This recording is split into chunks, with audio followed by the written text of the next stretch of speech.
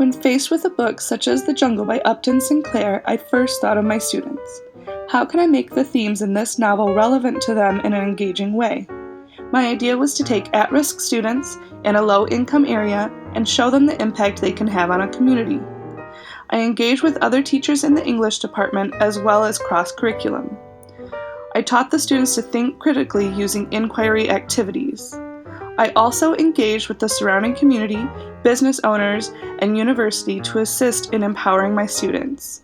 This is a culmination of 2 months prep work, some of which you can see in my other videos. During our field trip to downtown Flint, students utilized the questions we had been working with in the classroom to discuss the multiple impacts of the water crisis with local business owners, residents, and others who had been working in the community to assist where they could. They discussed environmental factors, economic issues, and human needs. This helped the students to understand the actual need in the community versus the perceived need of water and other things the media had been promoting. The river flows that way, right? So remember, it's starting in the pier, coming down through the city, flows out, and then goes back up and out. We're going to go through Riverbank Park, which is part of an Army Corps of Engineer flood control project. In the 30s, 40s, and 50s, one of the things that happened a lot in Flint was flooding, and there are actually pictures of people canoeing down Saginaw Street. So the flood control project, you see how there are walls here? This is the start of the flood control project at the Witt River. So what they did is they channelized the river. They gave it straight walls because they wanted water to move through the city really quickly so it didn't flood here. And then it opens up again in the Mott Park Golf Course. They did it specifically there so that you had a low impact use, right? Parks and golf courses that could flood and not flood homes. This is the same sort of trash that you see in any river or place like this.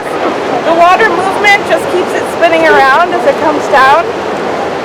If it was truly terrible, you'd see a lot more than you see here. But this is an issue in every river. So this spring, the Watershed Coalition, every spring they do a river cleanup. It hasn't occurred yet, but this whole area will get cleared out. See all this white you see in the river? That's just oxygenation from the dam as the water churns. It's just air bubbles. But the reason the water is brown like it is because of that turning up the dirt and makes it harder to see.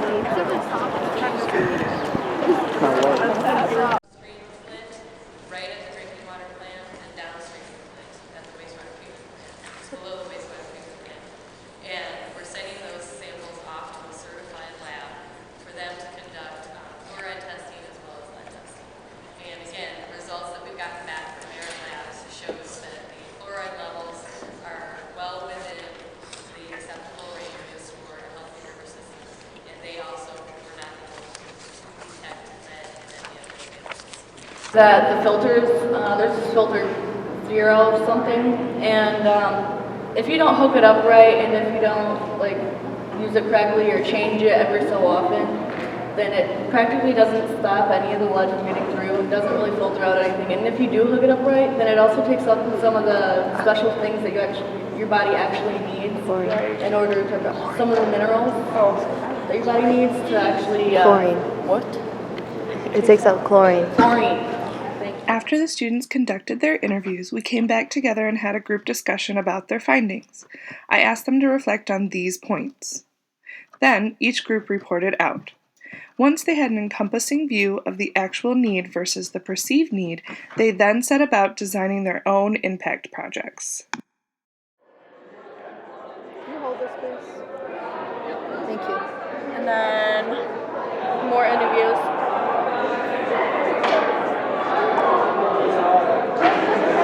Do you want to do school ones too? Yeah. See how many actually people know about how to treat water? How the pipes will need to be replaced. The infrastructure, basically. Like everything we learned about with that one guy, with the GIP and everything. People aren't informed of how those are created. And then you want to do interviews again to see how many people know? Yeah. So in some more interviews.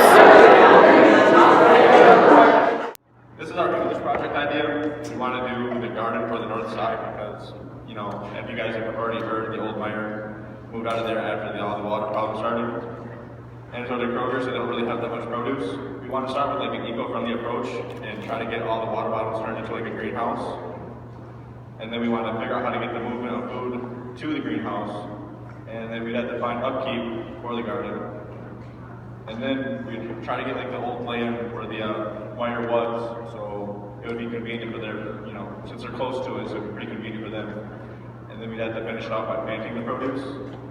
But the main thing we're going to have a problem with is figuring out how to do the eco-friendly approach because that seems pretty difficult and we don't know how to do that. Was Habitat for Humanity, and it like it builds and fixes houses and stuff like that, and you can like go there and help out, and you can donate money too, and that helps. And we also were going to do a fundraising for like water and filters because they're going to. That's like our backup plan because they're going to stop in 2 weeks if the first one doesn't work out. Alright. Perfect. So we're going to do a documentary, and we're going to start with the intro of Flint and Flint River, and we're going to talk about the health of the river, and we're going to interview people because, like most people know, most people do not know that it's not the river why we're having the crisis, it's the way they didn't treat the water correctly. So we're going to interview people and inform them. Then we're going to talk about water treatment, like how to actually treat the water and how the water treatment works. And we're going to interview people to see how they collection and all that, and inform them about that. And then we're going to talk about the pipes and how long it's going to take approximately, and like how GDSI works. And we're going to interview people and inform them about that. And then we're going to finish with our sources. All right, we chose a public service announcement deciding about how businesses are going about to help the families with children, younger children, trying to make it better so to protect them from lead poisoning.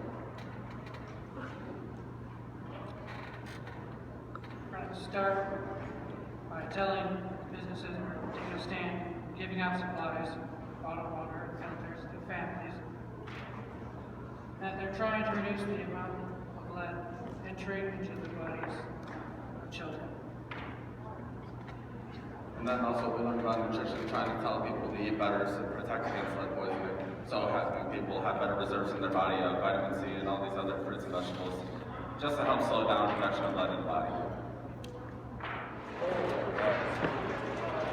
So me and my group, we were talking, we were saying, well, what can we do to bring the community together in Flint and in Genesee County? And we're thinking, well, other than cars, what brings Michigan together? Other than the Great Lakes, what brings Michigan together? We obviously have a good music community and art community and everything else like that. So we're thinking we're going to do a music on the river type event. So my announcement, what we're going to do is do a commercial to try to bring business back together. Use a slogan like the water might be bad, but we're still good. Just because the water's good doesn't mean business is bad.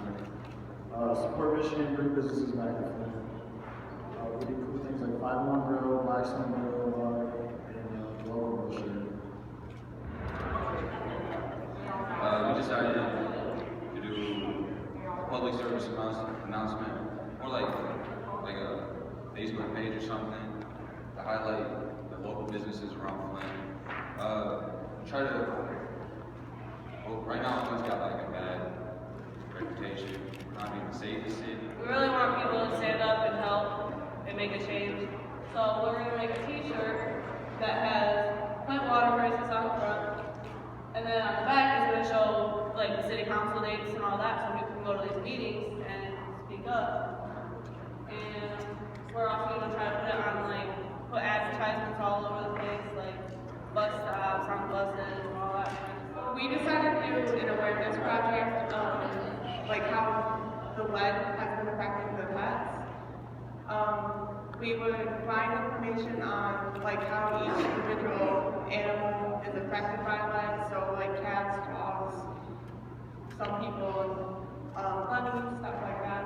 We would put all the information in a pamphlet form or maybe like a flyer and like go house to house, passing them out.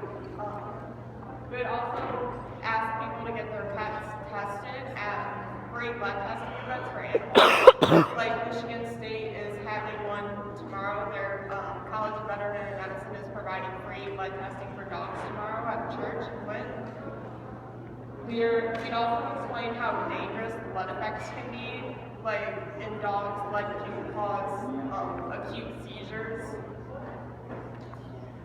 We would suggest keeping pets on bottled drinking water only until the lead was completely out of the tap water.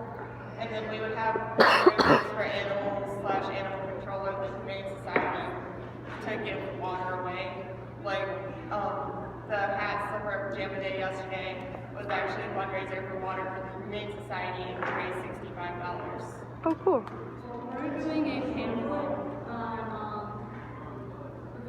the flood water crisis and what they should be doing to fix it and how they are doing.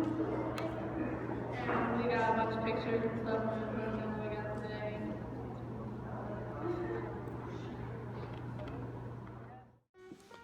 The students had a great time learning and gaining a sense of empowerment that the immigrants in the jungle didn't have. When we returned to the classroom, we set about exacting their projects and preparing them to write an iSearch paper. Our goal was to teach them to find a real-world application for a seemingly ancient book, and also for them to be able to reflect in a critical way on their own experiences.